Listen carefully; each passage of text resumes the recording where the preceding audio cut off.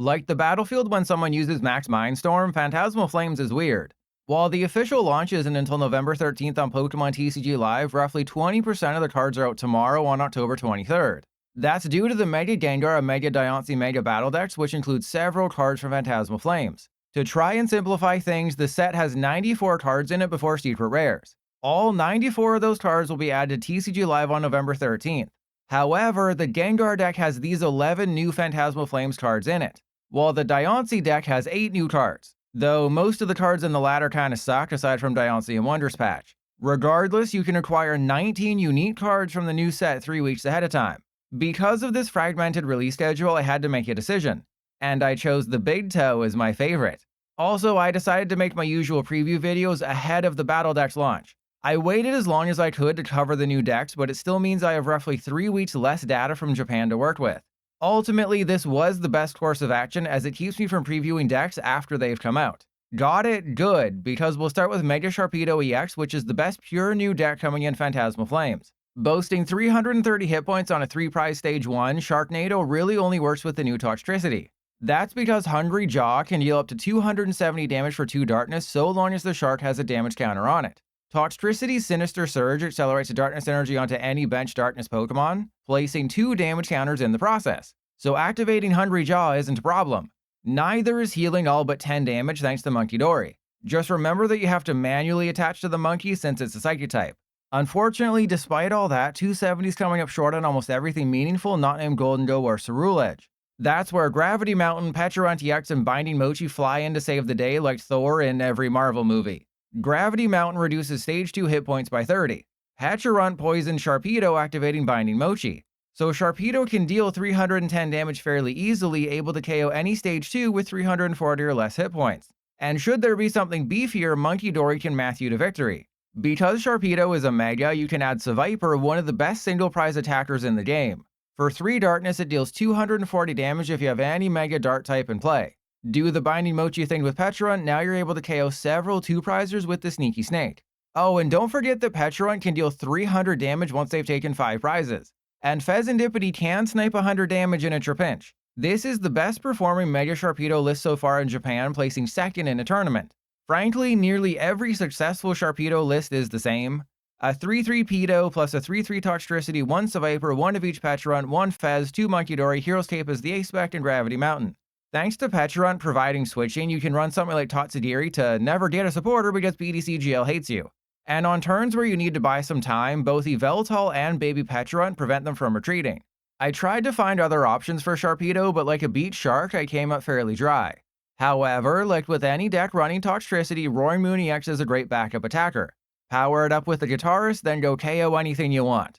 If it didn't make the list busy like Phillips, Mega Gengar would be a potential addition, as it can force them to take 1 less prize. Or how about something like Liepard? Hero's Cape gives Sharpedo 430 hit points. If it survives a hit, you can retreat into the Kitty Cat for free, then Dishonest swap all damage counters to their active.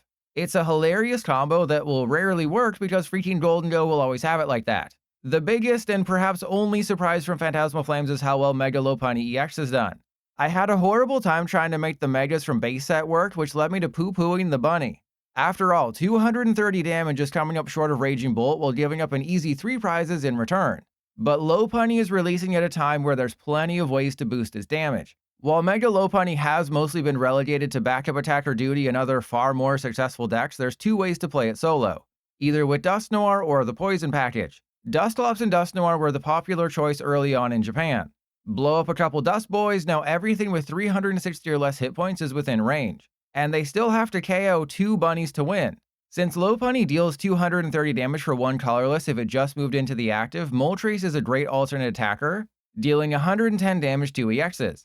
Plus, using the prize card manipulation of Dusclops and Dusknoir, you can activate Acerola's Mischief, potentially buying you a Timmy turn or 2. Unfortunately, despite absolutely working and being a thing, Japanese players have dropped this version like a huge jungle dump. It has everything you need to win some games, it's just that the whole giving up prizes thing is a problem. And you don't really have a way to deal with Psyduck or Battle Coliseum. Enter the Poison version. Early on in the game, you treat it like a Pecharunt Donk deck. Poison their active with Brute Bonnet, then plop Perilous Jungle down and put Baby Pecharunt in the active. If they have something weak like a Dreepy or Charmander sitting there, you get a free prize. Otherwise, that potential 80 damage can put something big in Lopunny's range. From there, you attacked with Lopunny, attempting to deal 270 damage every turn with Gale Thrust and Binding Mochi. And at the end of a game, Ursaluna can come in and deal a little bit more while only giving up 2 prizes instead of 3. However, despite its improved performance, this list hasn't actually won a tournament in Japan. There were some second and third place finishes, but it never quite reached the top of the Gravity Mountain. Still, if you want to play with Mega Lopunny alone in your room at night with the lights off, this is your best option. If you want a couple wacky ways to run Mega Lopunny come November 13th, you could always pair it with Lunatone Solrock. Solrock is always dealing at least 70 damage while Lunatone draws you cards. Throw in some damage boosters like Maximum Belt or Black Belt's Training or Premium Power Pro and you can potentially KO big things. Or if you'd prefer to draw all the things every turn, pair the bunny with whatever the Dunsparce is. This also opens up the possibility to run Fan Rotom to find all your weak basic colorless Pokemon. Obviously, this deck isn't taking many one-shots, but what it lacks in power, it makes up for in, well, not much. I've said it numerous times before, and I'll repeat myself again like a broken MP3 player. If Mega Charizard X is to become a thing, it won't do so until after the G-Block rotation in March 2026 takes Golden Go and nerfs Raging Bolt. At that point, we'll need a new heavy hitter without a damage cap. And that's exactly what Megazard is. For 2 fire, it does 90 damage times the number of fire energy discarded from your Pokemon. If you don't want to rely on Charizard EX's Infernal Rain, you saw that version in my old decks video, then it's all up to Oricorio EX. Or I guess Emboar if you hate consistency. Anyway, as long as you have a Mega Fire type EX in play, Oricorio is able to accelerate all fire energy from hand to a bench fire Pokemon. Now, I'll admit that I think Mega Emboar is the best new Mega in ZA. Also, that I think Mega Charizard is a lot better than what Japanese players have shown so far. I mean, the damn thing can deal 360 damage all while discarding just 4 energy from play. Obviously, giving up 3 prizes is holding it back from being truly dominant, but come on, this thing's power can't be ignored.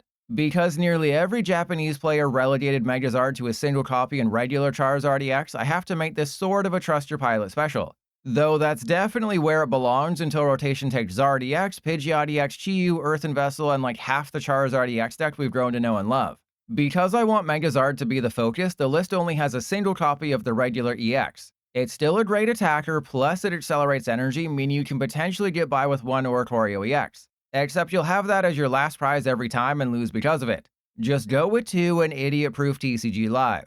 I also went with Max Rod as the ace spec since discarding energy is going to be a big part of the strategy. One thing that Battle Coliseum might do is revive the 50 hit point Pidgey.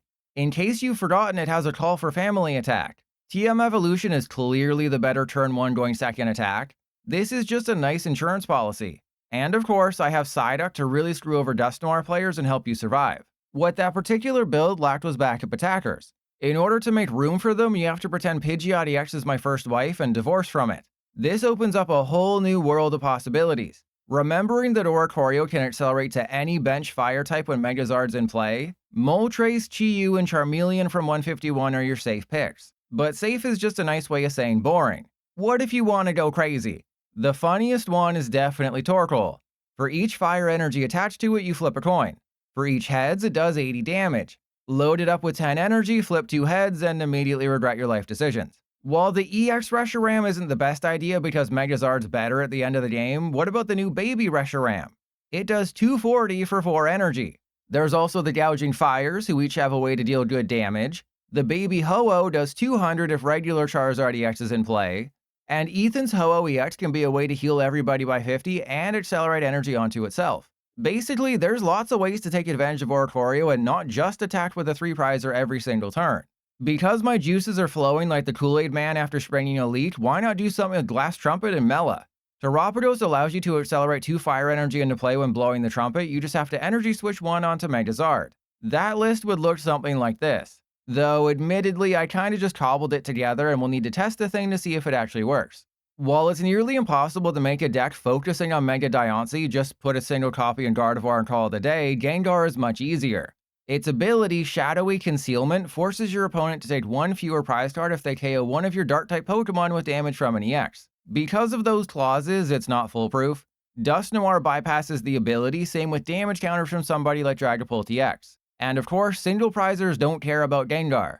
But for decks like Ceruledge and Golden Go and Raging Bolt, they're gonna have a bad time. So far in Japan, the most successful pairing for Mega Gengar is with Enzo or Arc EX. A card I've never actually believed in.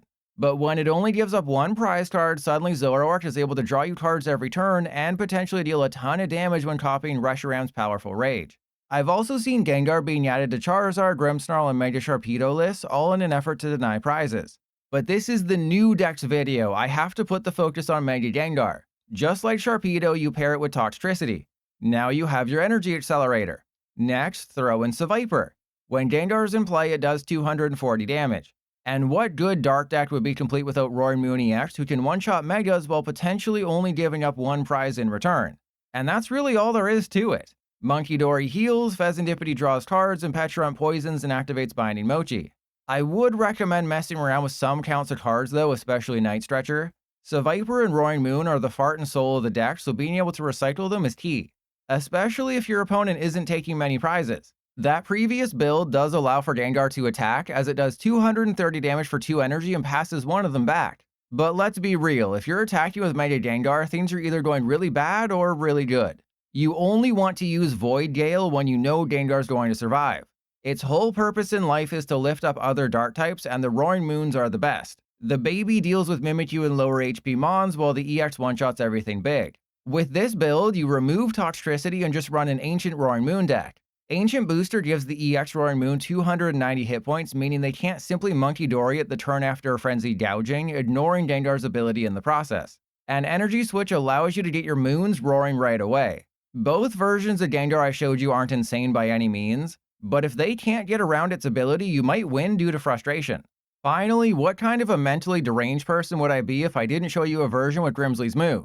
So long as it's not your first turn of the game, you can put a Mega Gengar EX directly into play, all without needing Ghastly or Haunter. Play Secret Box to grab Mega Signal, Academy at Night, and Grimsley. Put Gengar on top of your deck, and boom, your Dark types now give up one less prize when knocked out by damage from an EX. Plus, you don't have to worry about a de-evolution play since there's nothing to devolve into. The best performing list in Japan only ran a single copy of each card though. If you tried to play this on PTCGL, you'd never have all 3 pieces in your deck at the same time. Instead, what you have to do is put at least 2 copies of everything in the list, plus Tatsugiri to hopefully search out Grimsley's. I cut out Pokegear because the list became too bloated, so the Sentient Sushi is very important to get early.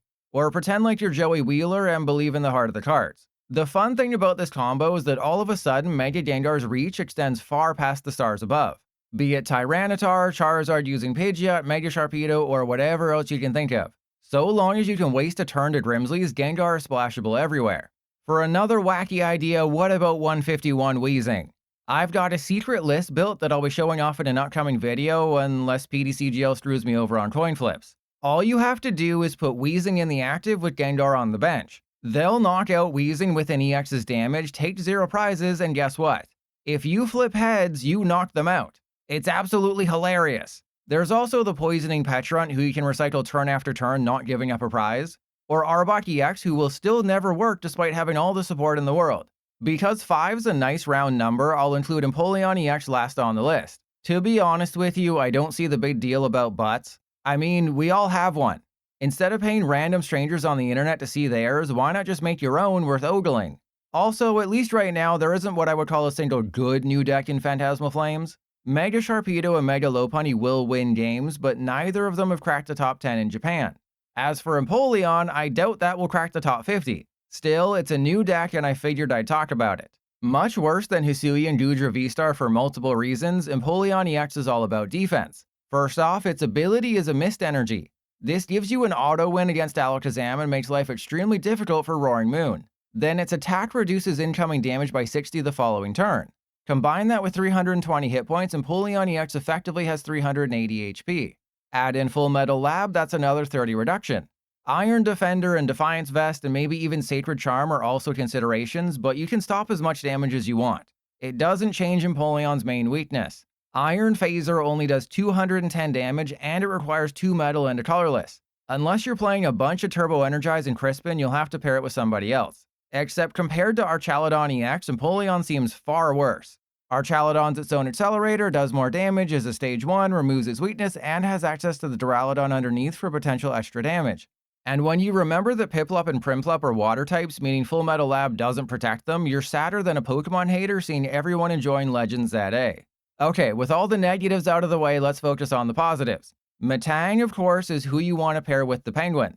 This way you can accelerate energy into play every turn. Genesect thins out your metal evolutions, while Heroescape turns Empoleon into a true Emperor Penguin, boasting 420 hit points. And still getting one-shot by Raging Bolt and Golden Joe and Ceruledge. This is the only successful list from Japanese tournaments tracked by Limitless, which placed in 14th. Wellspring Masked Ogerpon can snipe and recycle energy, and the supporter spread is so thin you'd think the deck hasn't eaten in a week. If you don't mind relying on another Stage 2 line, Steven's Metagross EX can power up Empoleon. This guy accelerates a Metal and Psychic from deck, which does mean you'll have to manually attach a second Metal. Add in Scizor and Mega Mawile for potential big KOs and you have something that might work. I adapted this from a Japanese list I found. That one had Munkidori and Darkness Energy to heal Empoleon when it takes a hit. I decided to spank the monkey in order to make room for what I hope are cards necessary for maximum consistency. If you're looking for other options, Jumbo Ice Cream can be a way to heal Empoleon without worrying about Munkidori. Dawn is great consistency, especially if you want to forego having Genesect EX as a liability. And Acerola's Mischief could be a funny way to buy time at the end of a game. No matter how you build Empoleon though, it's a Stage 2 with a fairly weak attack that relies on defense. And in a meta where defense doesn't pay to win championships, I don't know if I can truly recommend Empoleon. What I learned through the course of making this video is that I was right to be worried about Phantasmal Flames. The best deck of the bunch is Mega Sharpedo, which hasn't reached B tier in Japan. And honestly, it'll probably struggle to reach top 20 over here. Thankfully, there's several new cards that improve old decks, which you can learn more about by clicking on the playlist in the description. Which new deck, if any, are you planning on trying first when the set fully launches on November 13th? Type your answer in the comments with your left hand while using your right hand to lotion those feet. It is fall after all. Gotta combat all that dry air.